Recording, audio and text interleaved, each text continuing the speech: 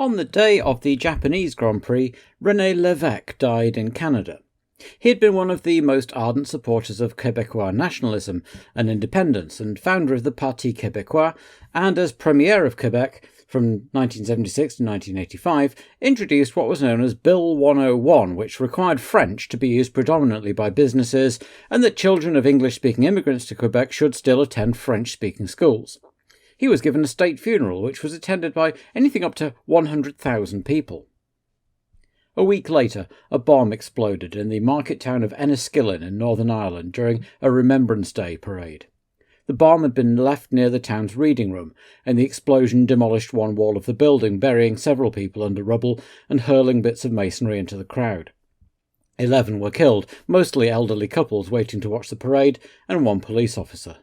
In the shocked aftermath, the IRA admitted that it had made a mistake. The bomb had been intended to target the soldiers parading, not the bystanders, but the Enniskillen bombing would prove a turning point in the Troubles, encouraging greater cooperation between the UK and Irish governments, and turning much public opinion against the IRA both at home and abroad.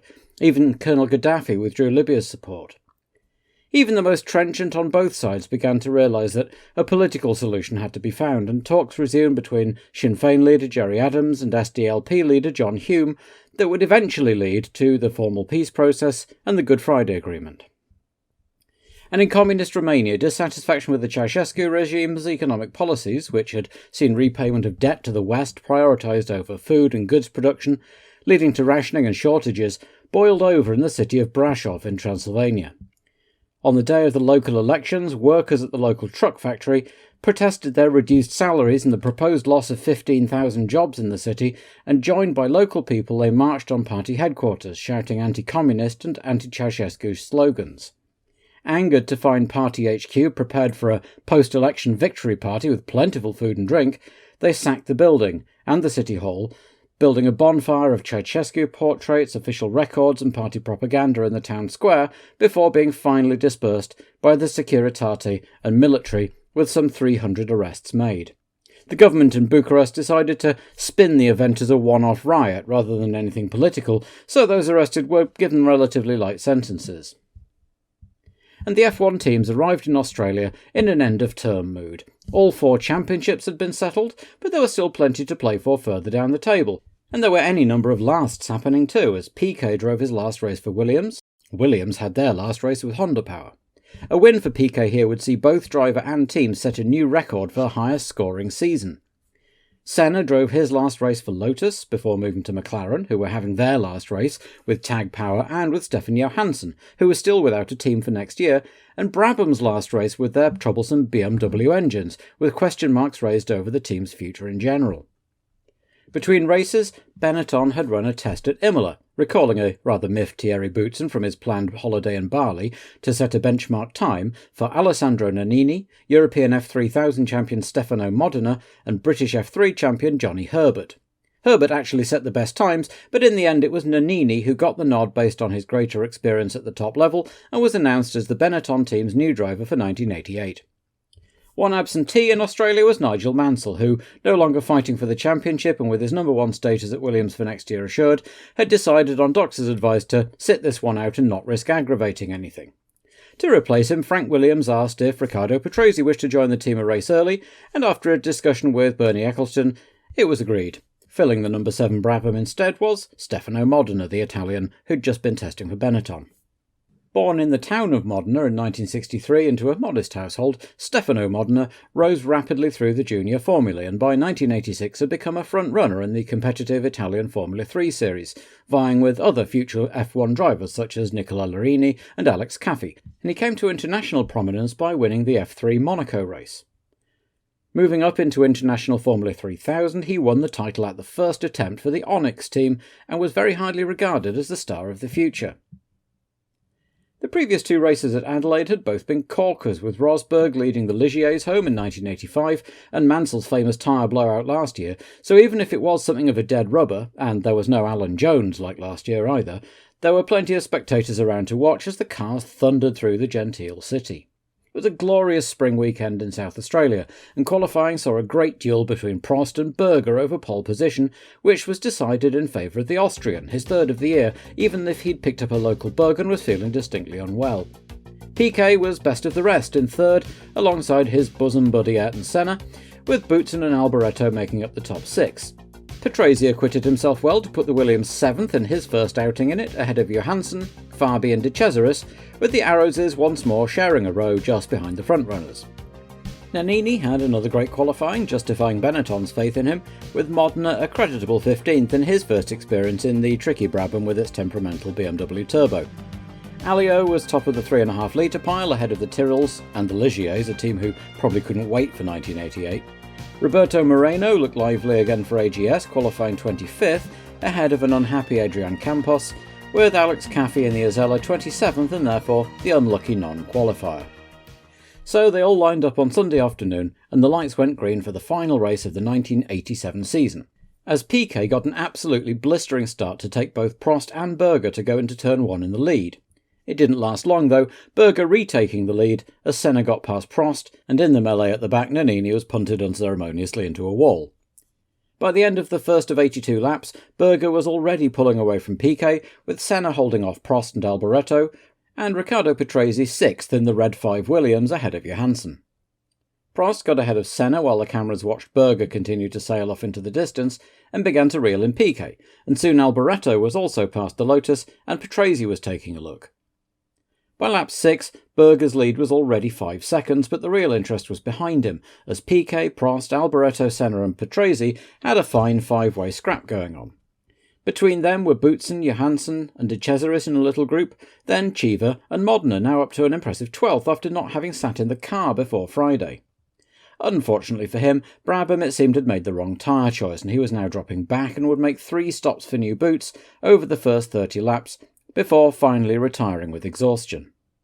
Meanwhile, the fight over second had closed right up as Piquet, Prost and Alboreto made their way through traffic as the race approached 1/4 distance, while further back Johansson had elbowed his way past Patrese into the points and promptly set a fastest lap as he set off in pursuit of the rest. Lapping a recalcitrant Alliot, Prost made a rare error, bouncing across the curbs and dropping back from Piquet, but managing to keep Alboreto behind him as he recovered. Berger took advantage of all of this to set a series of fastest laps, making the gap 14 seconds by lap 30, while Senna soon caught up to the Prost-Alboreto battle for third as they streamed past Ghinzani, just before he pulled off with an ignition failure to presumably end his Ligier career. A couple of laps later, Piquet pitted for new tyres and to have rubbish removed from his radiator, emerging 6th, just as Alboreto now set a new fastest lap, with Prost countering the next time around, so it was all go behind Berger, sailing away untroubled in the lead. Patrese followed Piquet's example on lap 38 and rejoined 8th. Prost was charging now, setting a series of fastest laps and whittling away at Berger's lead until he came across more traffic, in this case Arnoux and Dana scrapping over 10th.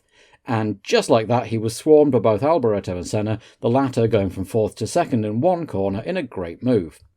When Arnoux then balked Alboreto for several corners, Senna was able to pull away and put Cheever between himself and his pursuers, while Prost attempted to retake third from Alboreto while they both passed Arnoux, and it all nearly ended in tears. If they had just waited a little longer, he'd have got out of the way anyway, retiring with an ignition problem just like Ghinzani's to bring Ligier's unhappy 1987 to a close. So, at a little over half distance, Berger led Senna, with Alboreto and Prost still going at it hammer and tongs over third, Johansson 5th and Piquet 6th, and seemingly unable to make much progress until poor Stefan suffered a brake failure and ended up backwards in a tyre wall, and wondering if that was his last race in F1. It was now Senna's turn to charge, bringing the gap down from 18 to 14 seconds, and then it was Prost's turn to have a brake failure and end up in the tyre wall. Both McLarens had broken a brake disc within 5 laps of each other. Not a great end to a successful collaboration with the tag Porsche people, but at least it wasn't the engines blowing up. Berger was by now coming up to lap Patrese, whose Honda engine was emitting a fine haze of oil smoke, and who was decidedly uncooperative at letting Berger past. The TV coverage, meanwhile, was really enjoying the backwards-facing camera on De Cesaris' car, remarkably still running as the race approached 3/4 distance. So Berger led Senna now by just over 10 seconds, with Alboreto a distant third, Piquet an even more distant fourth, Boutsen passed Patrese into 5th, and the Italian 6th. And a remarkable 7th was Ivan Capelli, top of the 3.5 litre cars at the circuit where he'd scored in just his second race 2 years earlier. Danner was 8th, Palmer 9th, Dalmas 10th, and Moreno an equally remarkable 11th in the AGS, ahead of De Cesaris, who'd just made a third tyre stop. With 24 laps to go, Senna was reeling Berger in at a sufficient pace to allow a grandstand finish. But warned by his team, Berger responded, his car striking sparks as he put the hammer down, leading pundits to wonder if he had a car problem or a deflated tyre or something. Senna was certainly catching him at quite a rate of knots. Piquet broke a brake duct of his own and rolled into retire after 58 laps, just as Capelli lost downforce in Berger's slipstream and spun into the wall. All of which meant that Boutsen was now 4th, Patrese 5th, and Jonathan Palmer had made his way up into the big boy points in the normally aspirated Tyrrell. On lap 63, with 19 to go, Senna broke the lap record, the first racing lap ever at Adelaide clocked over 105 miles an hour, and was now within sight of the sparking Berger as they came onto the Brabham Straight. Not that Gerhard seemed to be struggling. He speeded up to respond, and these two were both driving at the absolute limit and trading lap records. Finally, though, Senna was forced to ease off to conserve fuel, though Berger was clearly enjoying himself and still continued going faster and faster, finally setting the fastest lap of the race on lap 72 in a scorching 1 minute 20.416 seconds. Behind him, De Cesaris spun into retirement after a pretty frustrating race, and Patrese's minor oil leak became a major one and sent him out too. So it was Berger who finished the season on a high note for the Ferrari team with a second victory on the trot, in which he led every lap. Senna came in second, having dropped right off to nearly 30 seconds behind. 6 points for second place, and discarding one of his 5th places meant that he would actually finish equal on points with Mansell, and 3rd overall because Mansell had won more races. Except in post-race scrutineering, the Lotus was ruled to have oversized brake ducting, and he was disqualified, moving Michele Alboreto up and making it a Ferrari 1-2. Boutsen inherited 3rd, and had an uncharacteristically acrimonious row with Teo Fabi in the pits afterwards, the Italian having blocked Boutsen from lapping him for several laps. Quote, "That pays you back for what you did to me at Estoril," said Fabi, "and you come back and speak to me again when you've scored 3 pole positions." A disappointing outburst from the usually mild-mannered Italian at what looks like the end of his F1 career. The lower points were all atmospheric cars, Palmer signing off his championship year with his 8th category win, Dalmas 5th but still ineligible for points, and Moreno scoring his career first point, coasting across the line out of fuel. Christian Danner was the last remaining runner, while De Cesaris and Patrese had at least gone far enough to be classified, the former hitching a lift back to the pits on the side pod of a helmetless Berger. So, a disappointing last couple of races for Honda after having dominated the season overall, but the resurgence of Ferrari, the good showing for the atmospheric cars, and a lot of incoming driver and engine changes bode well for a shake-up in form and some close racing in 1988.